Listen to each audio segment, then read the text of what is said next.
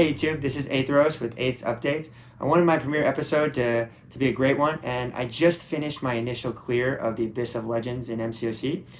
I watched a lot of videos in preparation for it, and one thing that I saw a lot of gameplay from some incredible YouTube game content creators, but one thing I didn't see is what to expect really going into each fight, and how to really prepare to go into the Abyss.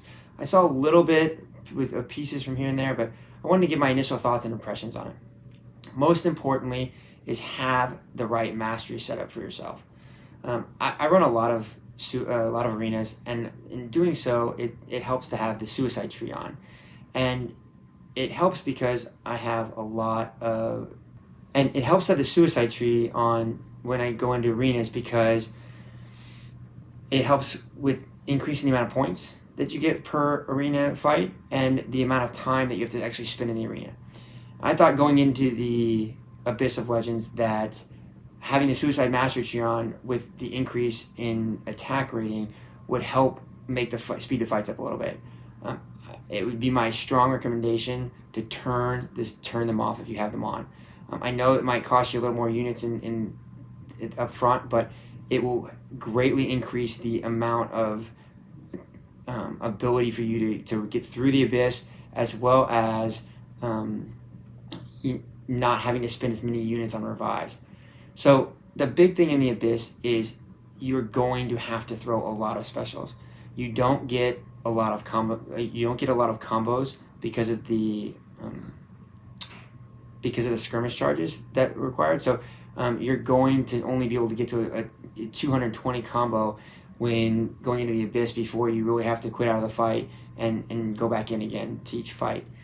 So with that being said, knowing that you're going to have to throw a lot of special attacks, the recoil damage that you'll get from having the Suicide Mastery build on is going to cost you big time in the arena in just the amount of revives you're going to have to use.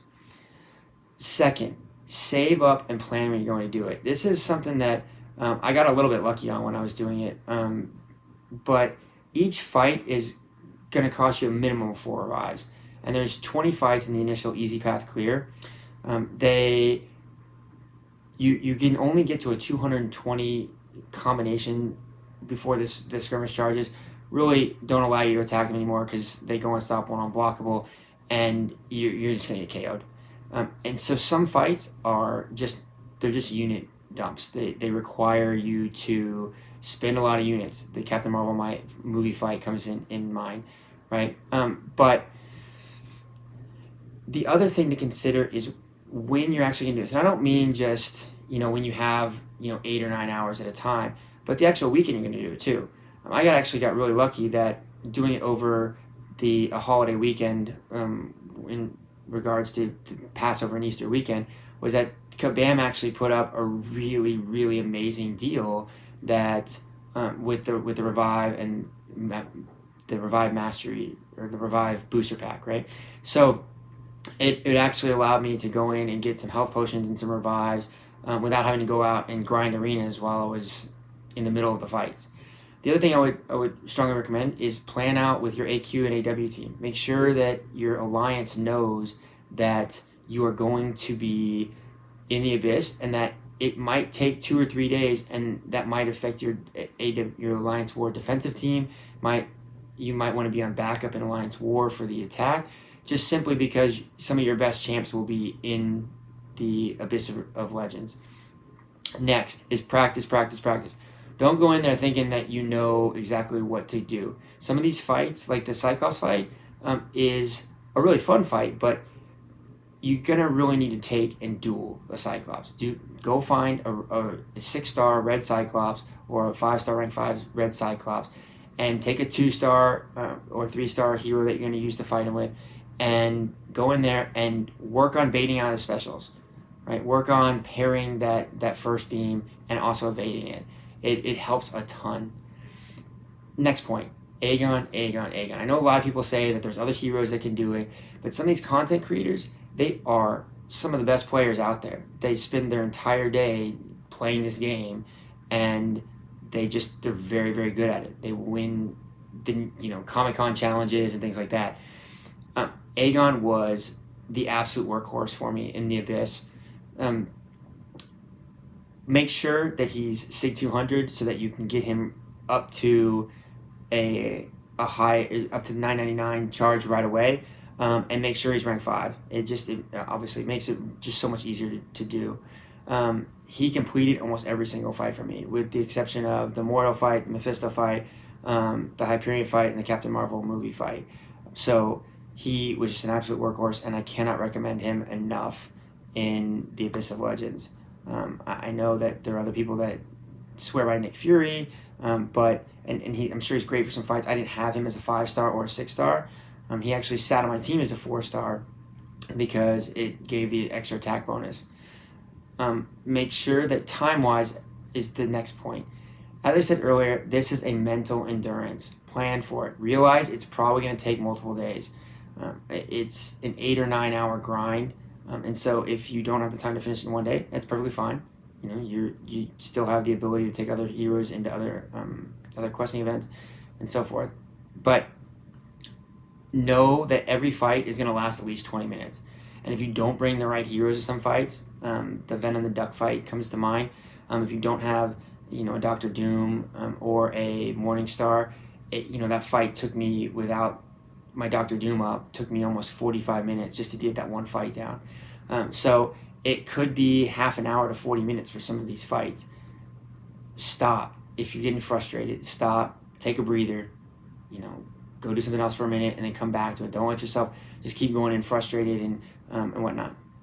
So, but just realize that at 20 fights, about 25 minutes a fight, you're looking at a little over 8 hours, right? And that doesn't include, some of these fights that might be a little longer than 25 minutes, but almost every fight is at least 20 minutes long. All right, my next point is the RNG. It is not going to be your friend. There are some fights that, like the Joe Fixit fight, for example, that is just, sometimes you're going to get an RNG, and I know content creators like Seaton talked about this a little bit, but I really feel like there's more to be said here, is that in the Joe Fixit fight, if he rolls hearts, he's going to regen, and it's going to be somewhere between 11,000 and 20,000 per second. You got to be quick on the draw to hit your home button or to hit the pause button fast and just quit the fight. Don't even try to outpace it. It won't happen. And the last thing you want to do is have him to 50% health, and then 5 seconds goes by and he's up to 80% health again. So just quit out. Realize that you're going to take some revives on that fight, and just be prepared for it. The Captain Marvel movie fight, it's a complete RNG fest. And some of these other fights that you have, you might get RNG that works well, and sometimes it doesn't. Some fights I went in, took 3 revives, like the Ghost fight, the Cull Obsidian fight. They took almost no time. There was 4 revives just because of the skirmish charges and having to quit out after the skirmish charges took over, and it was over. But like the Mortal fight, for example, no matter what I did, I could not bait it. Just for some reason, he wouldn't throw a special, and he would get special 3, and then he would just KO you. And so just realize the RNG sometimes just is not going to be in your favor. And then finally, I had some initial fight notes. There's a lot of other YouTubers that do a great job of explaining the fights. I'm not really going to do it here, but I just wanted to talk about a few things that I felt like were important that maybe didn't get enough coverage from some of the other YouTubers. And that was that the Venom, the Duck fight, you got to bring Doom or Morningstar. You can bring Aegon, but if he gets a regeneration, you're going to just be pounding on him, and it's not. You're not going to get anywhere with it. His regen just takes too much. You got to be able to nullify those buffs, or get rid of those buffs with Morningstar by doing damage when you throw off the special 2. Cyclops. The Cyclops fight was the only really fun fight in this thing. Just realize this isn't a fun test. It's an endurance test. But the Cyclops fight was fun. It was full, and I know other people have talked about this. It's a fully skill-based fight. You've got to be quick to read the buffs, to know when he's going to switch phases, to know when to parry versus when to evade the special one. and it just took a lot of skill. And once you get in the rhythm of it, it actually was kind of a fun fight. And I was using Aegon in the fight, so I had a class disadvantage, so it made it even a little more difficult. But I thought that it was a great fight, and I thought it was really the only fun fight in the whole thing. Iron Man Infinity War. At 15%, be prepared to evade at minutes at a time. I know you guys know how to fight in Iron Man Infinity War, but he just keeps gaining power and sometimes the RNG he will never dash in. He just keeps throwing the special over and over and over again, and it can be very frustrating. And then some fights to me were actually really surprising. They were actually extremely easy. The only reason that I had to actually use a revive was because of them getting the skirmish charge when you get to 220 hits, and you just have to quit out because you're going to get KO'd. But the ghost fight, the cold obsidian fight, bait the special 1, bait the special 2, whichever, wherever you're at, and you win the game, especially with Aegon. And then the invisible woman fight, I saw a lot of things where everybody said that Aegon wasn't the best for that fight, and he might not be, but I didn't find it very difficult at all of a fight. The biggest thing that I had an issue with was really, you got to really pay close attention to the timer when she's about to go invisible. You can pay attention to that timer, and you can hit your special 2 at the right time, get her to bleed. It's easy. The Mordo fight, again, I said this earlier. Sometimes he just refuses to throw his specials. Sometimes you just will not bait his head. He'll just stand there and just gain power gain. You'll hit into his block and you'll try to bait it out, and you'll just stand there without being blocking, and he'll just stand there and he'll just go to the special 3, right, and so forth. And then the final thing is bring Aegon. Again, I know I said that, but ramp him up to 999 as fast as possible. Use that thing fight and that Omega Red fight at the beginning to ramp him up as fast as humanly possible. But those are my initial thoughts and ideas for what to do. I think the masteries are critical. Do not take in suicides.